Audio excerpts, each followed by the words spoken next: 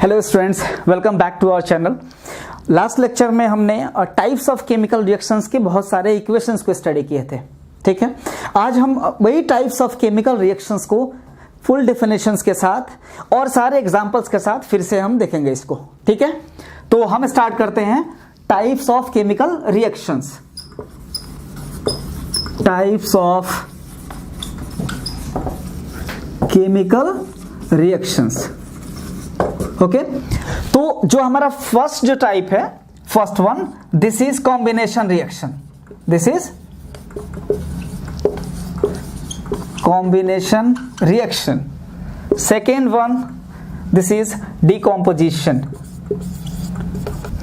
And जो last हमारा है, this is redox reaction. Okay, this is redox reaction.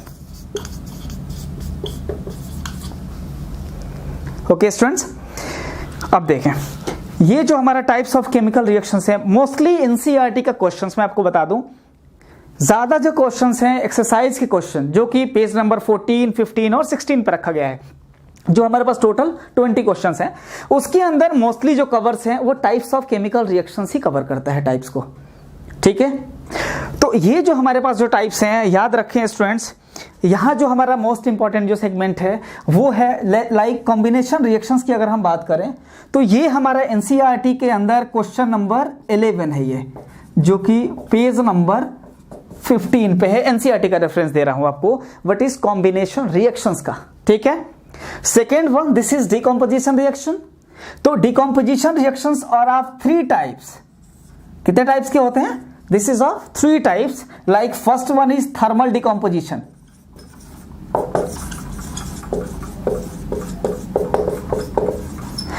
Second one, this is electrolytic.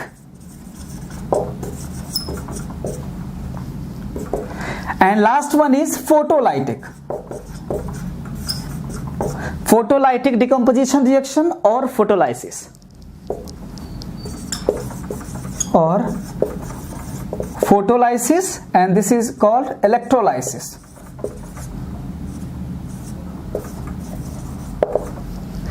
Okay students, तो next जो हमारा ये कॉम्बिनेशन जो डिकॉम्पोजिशन रिएक्शंस के जो टाइप्स हैं, ये हमारा क्वेश्चन नंबर ये 12 है। स्पेशली ये क्वेश्चन नंबर 12 में ये क्वेश्चन है कि right one equation each for decomposition reaction when energy is supplied in the form of heat, electricity and sunlight. ये 3 टाइप्स के केमिकल रिएक्शंस है, जो कि इंपॉर्टेंट क्वेश्चन है, और ये क्वेश्चन आपको 3 मार्क्स में बिल्कुल बोर्ड वालों के लिए इंपॉर्टेंट है, जो कि ये क्वेश्चन नंबर 12 है। ओके, और ये जो क्वेश्चन है ये पेज नंबर 16 पे है एनसीईआरटी का। एक एक क्वेश्चन हम याद करते जाएंगे और सबको कवर करेंगे students.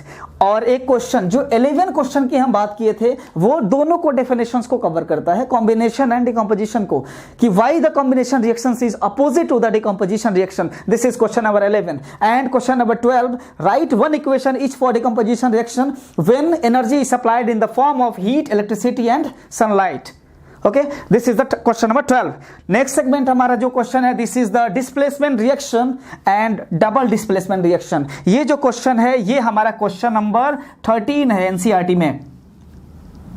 Okay, and this is on page number 16। ये क्वेश्चन हमारा 13 बहुत ही इंपॉर्टेंट क्वेश्चन है कि what is the difference between the displacement reaction and double displacement reaction. बहुत बढ़िया क्वेश्चन को रिपीट किया गया है। अभी हम सिर्फ टॉपिक में बताऊं, और इसके बाद अभी हम इस पूरे रिएक्शंस को कंप्लीट में एक एक का डेफिनेशंस और एग्जांपल्स के साथ अभी कवर करेंगे इसको। ओके, नेक्स्ट जो हमारा क्वेश्चन है, this is the topic is redox reaction. ये क्वेश्चन हमारा क्वेश्चन कवर करता है क्वेश्चन नंबर 16। ये जो 16 क्वेश्चन है, याद रखें, रेडॉक्स रिएक्शंस के अंदर, यानी कि this is reduction and OX is oxidation. Oxidation reduction के क्वेश्चंस को गेन ऑफ ऑक्सीजन के फॉर्म में, या तो गेन ऑफ ऑक्सीजन या लॉस ऑफ ऑक्सीजन के फॉर्म में हम डिफाइन करेंगे, जो कि एनसीईआरटी में क्वेश्चन नंबर 16 है और पेज नंबर 16 पे ही है। याद रखिएगा स्टूडेंट्स, एक एक क्वेश्चंस को हम आपको बताएं कि ये मोस्टली क्वेश्चंस 11, 12, 13 और अगर हम बात करें यहाँ क्वेश्चन नंबर 14 की भी, तो वहां पे भी ये क्वेश्चंस को कवर किया है इसने, एप्लीकेशन ऑफ डिकम्पोजिशन रिएक्शन। देखिए आप अपने पेज पे ही मोस्टली क्वेश्चंस को यहाँ ये पूरा सिर्फ types of chemical reactions cover करता है, अकेले 11 को, 12 को, 13 को, 14 को, 16 को, ये इतने सारे सिर्फ टाइप्स ऑफ केमिकल रिएक्शंस इतने क्वेश्चंस कवर करता है स्टूडेंट्स, याद रखिए। इसलिए मोस्ट इंपॉर्टेंट जो ये टॉपिक्स हैं बोर्ड वालों के लिए स्पेशली कह रहा हूं। ओके, तो यहां पे हम सिर्फ loss and gain of oxygen के फॉर्म में ही डिफाइन नहीं करेंगे, यहां loss of electron and gain of electron के फॉर्म में भी हम रेडॉक्स रिएक्शंस को डिफाइन करेंगे। ठीक है, तो अब हम अपना स्टार्ट करते हैं टॉपिक को कॉम्बिनेशन रिएक्शंस के साथ। ओके, तो टाइप्स ऑफ केमिकल रिएक्शंस में जो फर्स्ट हमारा है this is combination reaction. Okay, अब हम स्टूडेंट्स कॉम्बिनेशन रिएक्शंस को डिटेल्स में इसके डेफिनेशंस और रिएक्शंस के और एग्जांपल्स को हम स्टडी करेंगे। ओके, तो कॉम्बिनेशन रिएक्शंस को देखते हैं हम।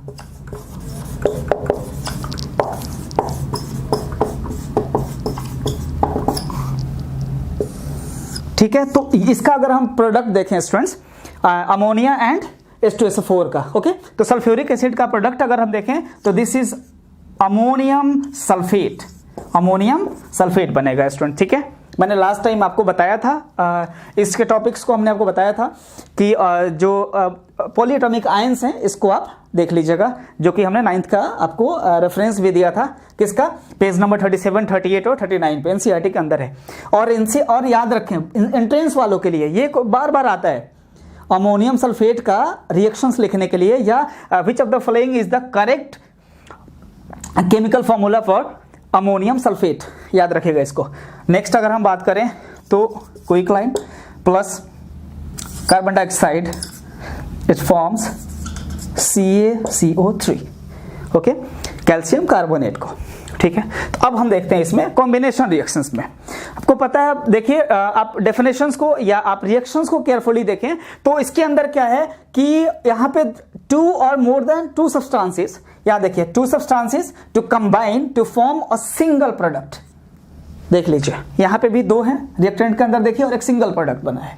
यहां पे भी देखिए अमोनिया और H2SO4 को, तो हमारे पास अमोनियम सल्फेट सिंगल प्रोडक्ट बना है। वैसे ही है हमारा क्विकलाइन और carbon dioxide, it forms calcium carbonate.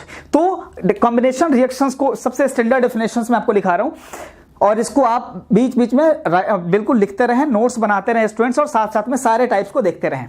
हम लिख रहे हैं इसको combination reactions, the reaction in which 2 or more substances combine to form a single product.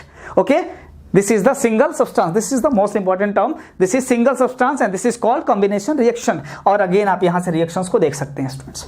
हमने आपको बताया था कि ये रिएक्शन आपने लास्ट टाइम में देखा था एक्सोथर्मिक के अंदर भी, ये रिएक्शन हमने एक्सोथर्मिक में भी इसको लिखवाया था। तो बहुत सारे रिएक्शन है जो कॉमन हो सकते हैं। एक्सोथर्मिक रिएक्शन हमने आपको बताया था कि क्वेश्चन नंबर 9 है, what do you mean by exothermic and endothermic reaction. तो ये जो एक्सोथर्मिक है, एक्सोथर्मिक, ये रिएक्शंस आपका कॉम्बिनेशन रिएक्शंस में भी आप ले सकते हैं। ओके, ठीक है स्टूडेंट्स, तो अब हम मूव करते हैं अपने नेक्स्ट जो second one, this is the decomposition reaction. Second जो टाइप्स ऑफ केमिकल रिएक्शंस हैं वो हम स्टार्ट करेंगे डीकॉम्पोजिशन रिएक्शन से। डीकॉम्पोजिशन रिएक्शंस, सिल्वर ब्रोमाइड को अगर लें तो silver bromide splits into silver and bromine gas के अंदर। ओके, तो अब हम बात करते हैं यहां डिकम्पोजिशन रिएक्शंस के एग्जांपल्स के। तो अब देखिए स्टूडेंट्स, डिकम्पोजिशन रिएक्शंस को अगेन हम आते हैं इसके डेफिनेशंस पे।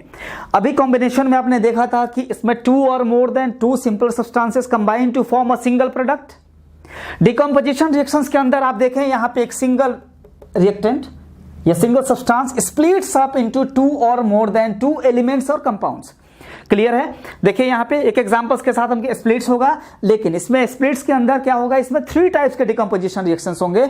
अगर स्प्लिट होगा तो एक या तो हीट देके by the those reactions which are carried out by heat, this is called thermal decomposition. Electricity से अगर ब्रेक होगा तो दिस इज इलेक्ट्रोलाइसिस। एंड अगर सनलाइट के प्रेजेंस में by the absorption of sunlight अगर होगा तो this is called photo decomposition. Okay, तो इसलिए हमारे रिएक्शंस को और डेफिनेशंस क्लियर है कि those reactions in which a compound, यानी कि in which a compound, single compound splits up into more than 2 और more than 2 simpler substances, this is known as decomposition reaction. Clear है student definitions? Again मैं आपको बता रहा हूं ये टॉपिक सिर्फ 2 क्वेश्चन को कवर करता है।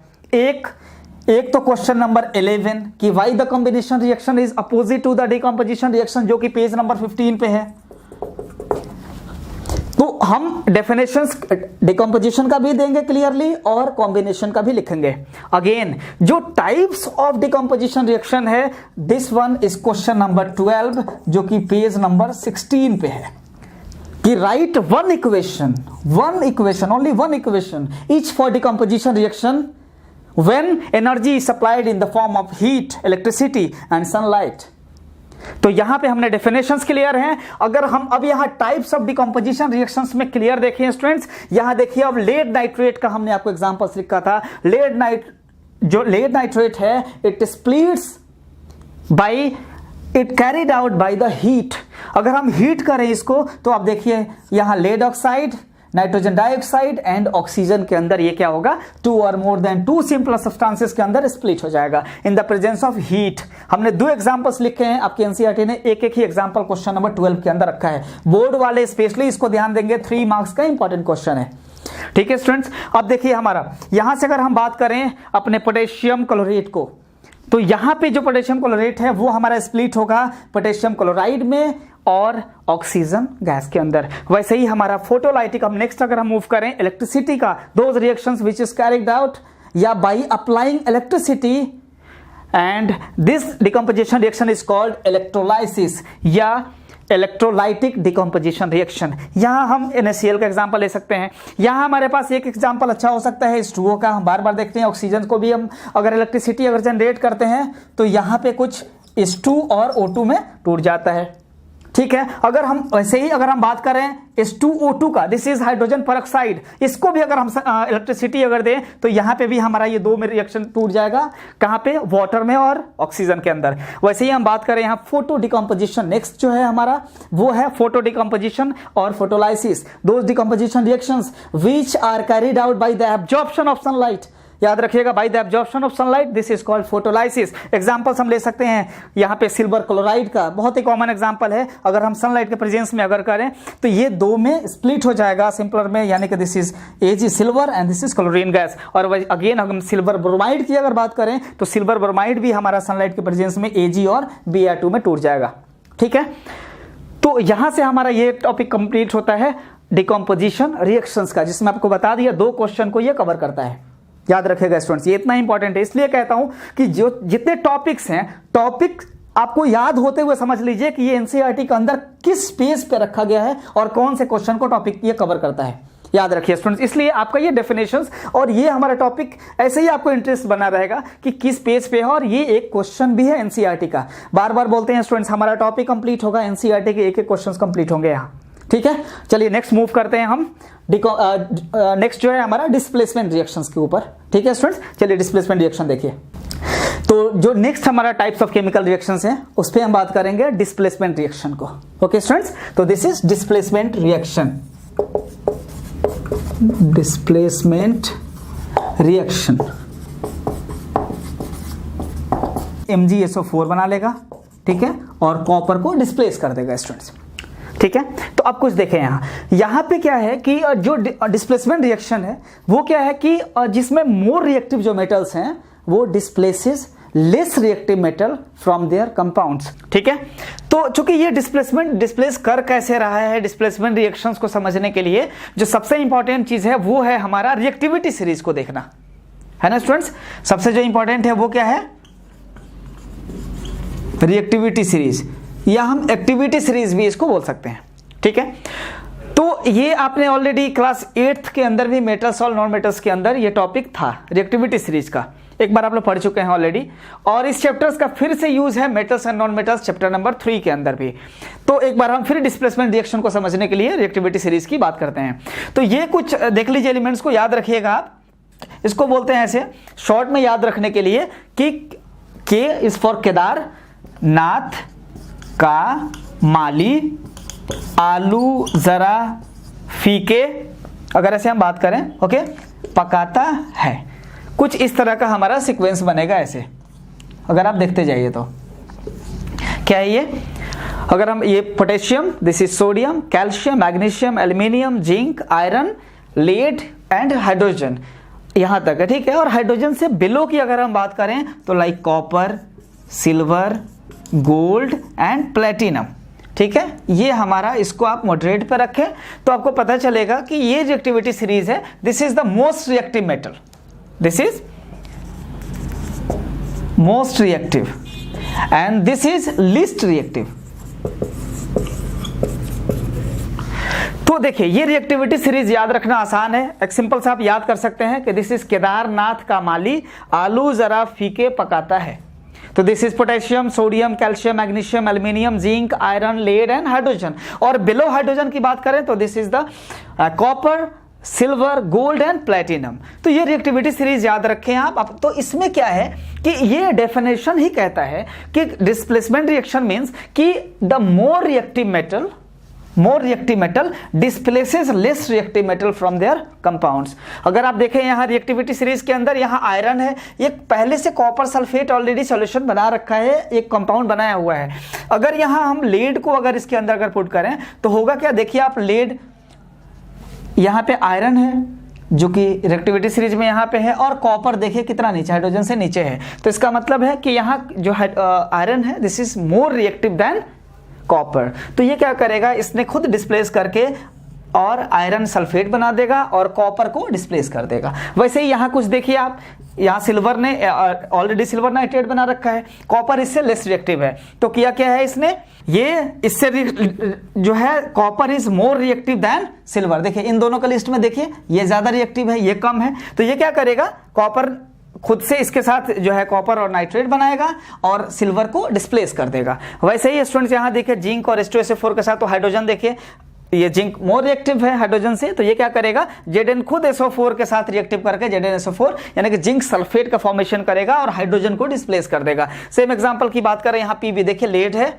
लेड देखिए कहाँ है, लेड यहाँ है, और ये आपका कॉपर है इससे नीचे है, यानी कि this is the lead is more reactive than copper. तो ये क्या करेगा, लेड खुद इसके साथ, लेड के साथ क्लोराइड, क्लोरीन के साथ रिएक्शन करके लेड क्लोराइड बनाएगा और कॉपर को डिस्प्लेस कर देगा। सिंपली आप रिएक्शन से भी आपको क्लियर है और रिएक्टिविटी सीरीज से भी क्लियर हो रहा है कि in the reaction in which more reactive metal और more reactive non metal displaces less reactive metal or non-metal from their compound and this is called displacement reaction. Again मैं बताऊं ये स्टूडेंट्स, ये क्वेश्चन इंपॉर्टेंट है, वैसे NCERT का अंदर भी दे रखा है इस क्वेश्चन को, क्वेश्चन नंबर 13 को लिखा हुआ है, ये क्वेश्चन नंबर 13 है पेज नंबर 16 के ऊपर, कि what is the difference between the displacement and double displacement reaction. ये अगेन ये बहुत इंपॉर्टेंट क्वेश्चन होता है। यहां से आपके पास क्वेश्चन नंबर 14 भी है कि जहां से आपको सिल्वर को डिस्प्लेस करने का, डिस्प्लेसमेंट का यूजेस के अंदर एक क्वेश्चन का फॉर्मेशन दे रखा है, क्वेश्चन नंबर 14, जो कि इंपॉर्टेंट क्वेश्चन है एनसीईआरटी का, 2 क्वेश्चंस को कवर करता है। तो और ये डिस्प्लेसमेंट का जो यूज है वो मेटलर्जी के अंदर यूज है, जो मेटलर्जिकल प्रोसेस आप पढ़ेंगे मेटल्स और नॉन मेटल्स के अंदर, तो मेटलर्जिकल प्रोसेस के अंदर भी इसका यूजेस हैं। तो और एनसीईआरटी के अंदर 2 क्वेश्चन तो है ही, तो ये दोनों आपके पास कवर भी हो जाएगा क्वेश्चन, ठीक है स्टूडेंट्स। तो इसको हम कंटिन्यू करते हैं, ठीक है। अब जो हमारे पास जो रिएक्शन है this is double displacement reaction. Double displacement reactions का डेफिनेशन अगर हम देखें तो नेम में ही लग रहा है कि 2 बार डबल डिस्प्लेसमेंट हो रहा है।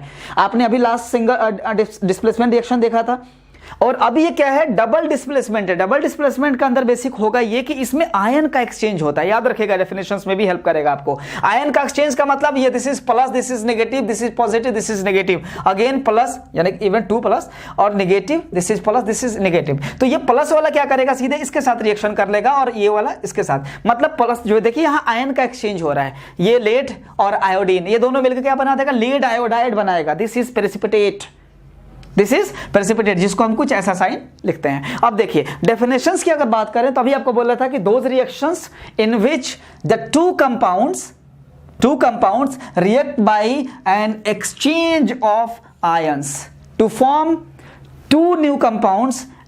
और एक बात इसमें ऐड करें, 2 न्यू कंपाउंड्स के साथ इसमें one portion will be soluble and another will be insoluble and separates out as precipitate.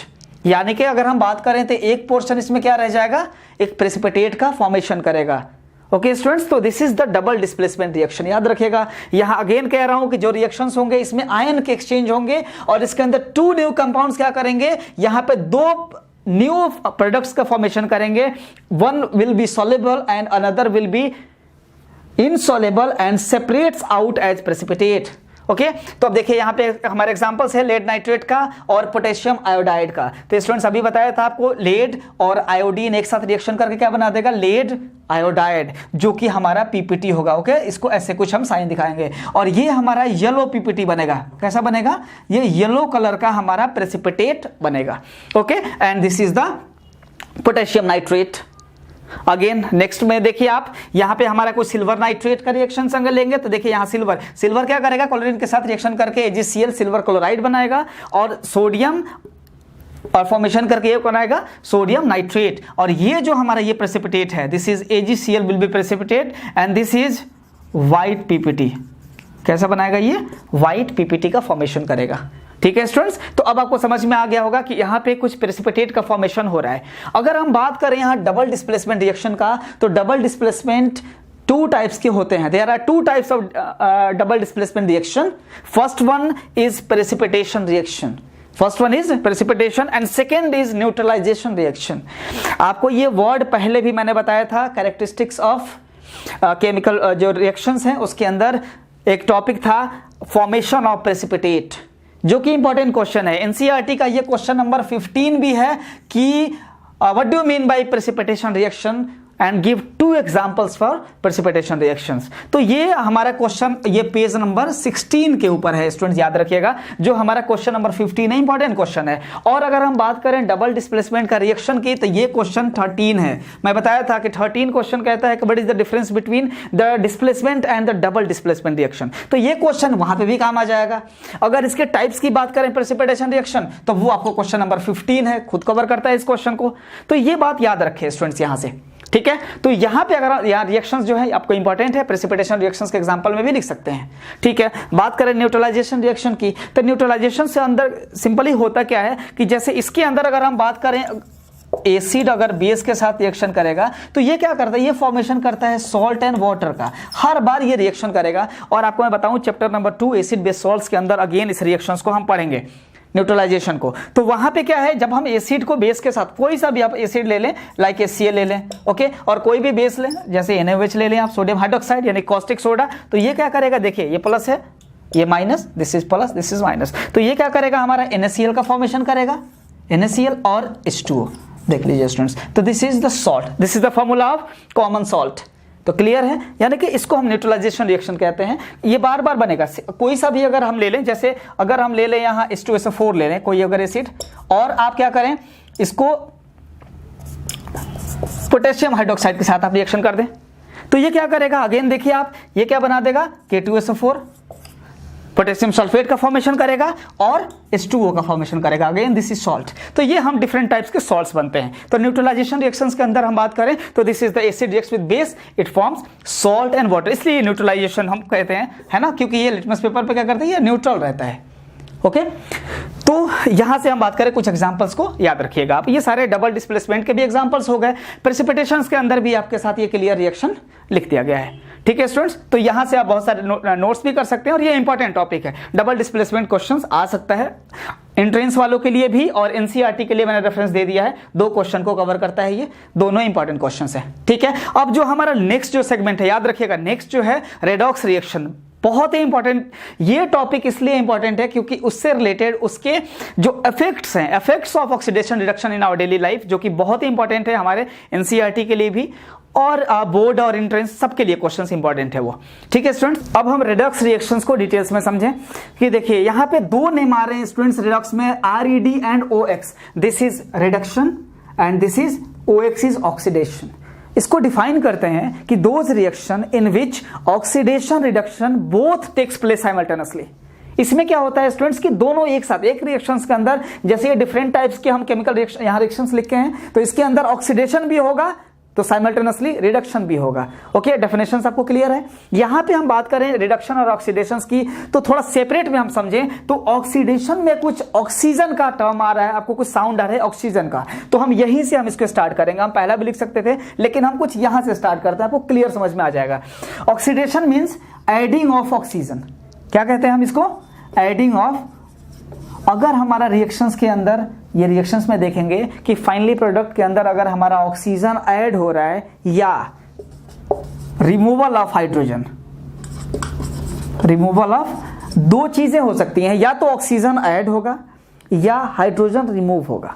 Okay students, ये दोनों की हम बात करेंगे। जैसे यहाँ पे हम डिफरेंट टाइप्स के रिएक्शंस को हम अभी बात करेंगे। यहाँ तो रिडक्शन क्या होगा, यहाँ पे हमने देखा था एडिंग ऑफ ऑक्सीजन है, तो जाहिर सी बात है यहाँ पे क्या हो जाएगा, ये एडिंग ऑफ हाइड्रोजन या रिमूवल ऑफ ऑक्सीजन। ये क्लियर है स्टूडेंट्स, इसलिए मैंने पहले इसको लिखा था। होप कि आपको ये बिल्कुल क्लियरली समझ में आ गया होगा। ऑक्सीडेशन से अगर हम एक को समझें, एडिंग ऑफ ऑक्सीजन और removal of hydrogen, this is called oxidation. And next अगर रिडक्शन की बात करें, यहाँ एडिंग ऑफ ऑक्सीजन है तो वो एडिंग ऑफ हाइड्रोजन होगा या रिमूवल ऑफ ऑक्सीजन होगा। ये बात आप याद रखिए स्टूडेंट। चलिए हम अपने रिएक्शन से भी हम समझ लेते हैं एग्जांपल्स में। लाइक यहाँ देखिए, यहाँ पे कुछ देखिए कॉपर के साथ ऑक्सीजन है। यहाँ फाइनली प्रोडक्ट में आप देखिए तो यहाँ से ऑक्सीजन रिमूव है। देख लीजिए यहाँ ऑक्सीजन था और यहाँ पे फाइनली क्या हुआ है, फाइनली ऑक्सीजन यहाँ से रिमूव हो गया है। तो रिमूवल ऑफ ऑक्सीजन को क्या कहते हैं, देखिए यहाँ removal of oxygen, this is called reduction. Reduction clear है। यहां देखें आप कुछ हाइड्रोजन में क्या केस है, हाइड्रोजन में हम फाइनली अगर देखें प्रोडक्ट की तरफ तो यहाँ पे हाइड्रोजन के साथ ऑक्सीजन क्या हुआ है, यहाँ ऐड हो गया है, यानी कि यहां फाइनली आके ऑक्सीजन का ऐड होना, तो this is adding of oxygen and this is called oxidation.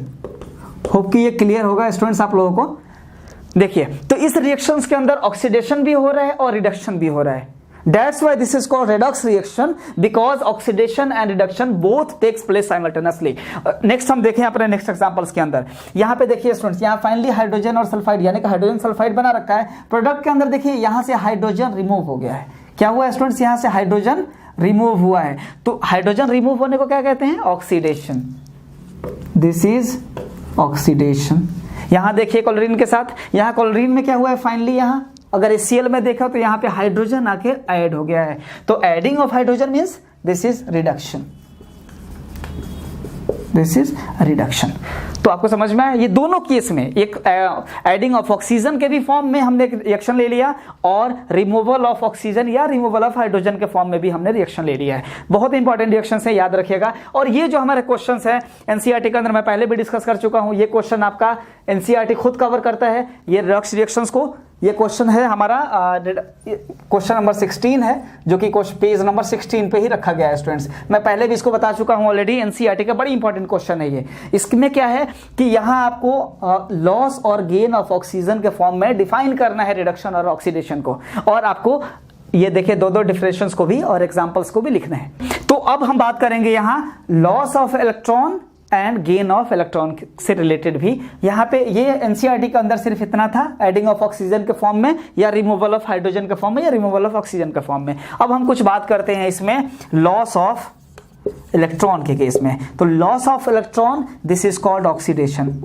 Oxidation ये याद रखिएगा स्टूडेंट्स। और अगर गेन ऑफ इलेक्ट्रॉन होगा, gain of electron this is reduction.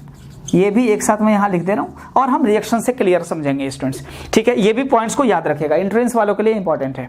अब देखिए स्टूडेंट्स, यहां पे कुछ जिंक है, देखिए फाइनली जिंक 2+ हो गया है, ठीक है। यहां पे हुआ क्या है, इलेक्ट्रॉन लूज हो गया। 2 इलेक्ट्रॉन्स को इजीली इलेक्ट्रॉन लूज कर सकता है। आप मेटल्स और नॉन मेटल्स के अंदर भी आपने स्टडी किया है इसको कि जो है जिंक क्या होगा, इसके वैलेंस इलेक्ट्रॉन्स 2 वैलेंस इलेक्ट्रॉन होंगे, वो इजीली लूज हो जाएंगे। तो यहां पे ये क्या होगा स्टूडेंट्स, देखिए यहां पे लॉस ऑफ इलेक्ट्रॉन हो रहा है। तो लॉस ऑफ इलेक्ट्रॉन किसको कहते हैं, this is called oxidation. This is called oxidation. यहां से आपको क्लियर समझ में आएगा। यहां देखिए फाइनली Cu2+ है, लेकिन देखिए फाइनली प्रोडक्ट के अंदर देखिए सिर्फ क्या बचा, Cu, यानी कि यहां पे क्या हुआ है, this is gain of electron. यहां गेन होके फाइनली आपके पास Cu बचा है, तो this is gain of electron and this is called reduction. This is called reduction. ये याद रखिएगा स्टूडेंट्स आप लोग। वैसे ही अगर हम बात करें नेक्स्ट एग्जांपल, देखिए यहां अगेन Zn है, तो Zn और यहां फाइनली क्या हो गया है, Zn2+। तो ये तो आपको पता है कि ये क्या हुआ है, अगेन अभी आपने पढ़ा था इसको, this is oxidation and this is, देखिए हाइड्रोजन प्लस है, यहां पे फाइनली क्या बचा है, सिर्फ प्लस नहीं है यहां। तो यहां पे क्या हुआ है, यहां ये देखिए हाइड्रोजन के साथ क्या हुआ है, गेन ऑफ इलेक्ट्रॉन, जिसको हम क्या बोलेंगे, रिडक्शन। आपको क्लियर होगा स्टूडेंट्स सारी चीजें। एक एक रिएक्शन से मैं डिफरेंट टाइप के रिएक्शंस लिखती हैं कि आप ज्यादा से ज्यादा इसको प्रैक्टिस कर पाएं, ठीक है। अगर हम बात करें यहाँ सोडियम का, तो देख लीजिए आप, सोडियम में फाइनली Na+ हुआ है, कब? लॉस ऑफ इलेक्ट्रॉन की वजह से। यहाँ 1 इलेक्ट्रॉन इसने सोडियम ने लूज कर दिया है। नंबर ऑफ इलेक्ट्रॉन्स भी पढ़ेंगे अगर आप देखिए तो ध्यान से, यहाँ नंबर ऑफ इलेक्ट्रॉन्स चूंकि 11 होते हैं, चूंकि एटॉमिक नंबर 11 है, लेकिन इसमें नंबर ऑफ इलेक्ट्रॉन्स कितने होंगे? सिर्फ 10 होंगे। क्यों? क्योंकि 1 इलेक्ट्रॉन को इसने लूज कर दिया है। यह डिप्लोमा इंजीनियरिंग का बार बार क्वेश्चन रिपीट होता है, ये क्वेश्चन कि इसमें नंबर ऑफ इलेक्ट्रॉन्स बताने होते हैं। एक नंबर ऑफ इलेक्ट्रॉन्स यहां से पूछेगा और एक नंबर ऑफ इलेक्ट्रॉन यहां पूछेगा। तो देखिए यहाँ ओरिजिनल Na में सोडियम के अंदर एटॉमिक नंबर अगर 11 है तो number of electron will be also 11, but Na+ के अंदर 11 की बात करें तो यहां से देखिए 1+ कब हुआ है? जब ये 1 इलेक्ट्रॉन को लूज किया है। 1 इलेक्ट्रॉन को लूज करके अब यहां नंबर ऑफ इलेक्ट्रॉन सिर्फ 10 बचे। समझ में? ये और ये इतना फर्क होता है। तो जब 1 इलेक्ट्रॉन को लूज करके जब 10 हुआ तो यहां पे आपको पता है कि loss of electron, this is called oxidation. बार बार इस बात को डिस्कस कर रहे हैं। यहां क्लोरीन है, फाइनली देखिए 1 नेगेटिव हो गया है, बताया था। क्लोरीन के अंदर अगर हम बात करें तो इसमें नंबर ऑफ इलेक्ट्रॉन कितने होते हैं? 17, लेकिन Cl-, माइनस का मतलब कब हुआ है? जब ये 1 इलेक्ट्रॉन को गेन किया है, इसके अंदर अब नंबर ऑफ इलेक्ट्रॉन 18 हो जाएंगे। ये क्लियर है ना स्टूडेंट? समझ में आ रहा है यहाँ कि कभी इलेक्ट्रॉन प्लस है और माइनस है, बहुत का फर्क है। नंबर ऑफ इलेक्ट्रॉन्स का क्वेश्चन आता है बार बार, इसलिए यहाँ मैं क्लियर दिखा रहा हूँ आपको। तो यहाँ पे फाइनली देखिए, यहाँ पे क्या हुआ है? यहाँ 17 इलेक्ट्रॉन है, यहाँ 18 इलेक्ट्रॉन हो गए। मतलब यहाँ क्या हुआ है? गेन ऑफ इलेक्ट्रॉन हुआ है, और gain of electron means reduction. ये बात याद रखिएगा स्टूडेंट्स, यहाँ क्लियर है। ये बहुत ही इंपॉर्टेंट क्वेश्चन है, मैं बताया हूँ, एनसीईआरटी का रेफरेंस भी दे दिया। क्वेश्चन नंबर 16 है ये, ठीक है स्टूडेंट्स। अब देखिए, चूंकि इस क्वेश्चंस के अंदर यहाँ ये टॉपिक इसलिए इंपॉर्टेंट है क्योंकि यहाँ आपको effects of oxidation reduction in our daily life इसको स्टडी करनी है, जिसको आपको 2 फॉर्म में स्टडी करनी है स्टूडेंट्स। एक है रेंसिडिटी और एक है कोरोजन। 2 केस, ये जो आपको क्या है? ये इफेक्ट्स ऑफ ऑक्सीडेशन रिडक्शन है। बहुत ही इंपॉर्टेंट क्वेश्चन है ये क्वेश्चन नंबर 20 है। एनसीईआरटी ने अपने पेज पे, पेज नंबर 16 के ऊपर, जो एनसीईआरटी ने लास्ट क्वेश्चन जो कंप्लीट किया है उसने रेंसिडिटी और कोरोजन पे ही कंप्लीट किया है। तो ये भी जो हमारा नेक्स्ट जो टॉपिक है वो भी एनसीईआरटी का क्वेश्चन है। जितने टॉपिक है, टॉपिक्स को रिलेट करें क्वेश्चन से, और जितने भी, जब हमारे टॉपिक्स क्लियर होंगे, जब ये टॉपिक्स कंप्लीट होगा तो एनसीईआरटी के एक एक क्वेश्चन आपको पेज नंबर वाइज याद हुआ रहेगा।